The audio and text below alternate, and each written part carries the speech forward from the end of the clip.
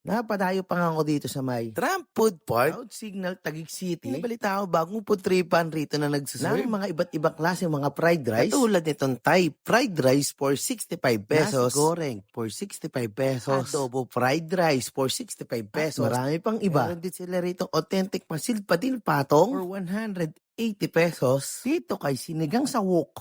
Manila lang. Tikman na natin to. Oh, grabe ka palang liempo nila rito.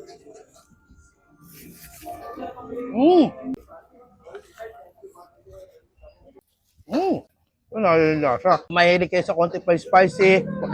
Pwede sa iyo to.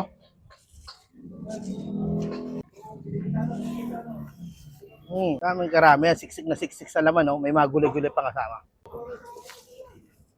Grabe, sarap. Spices, yung mga lasa nandito.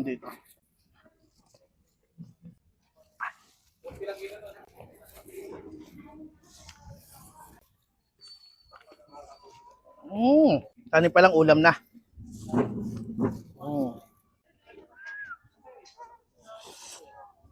So, open pala sila rito ng 10:30 a.m. hanggang 10 p.m. Lunes hanggang Linggo. Kaya kayo dyan. Dahil ito, napakasarap at napakamura ng mga food sila.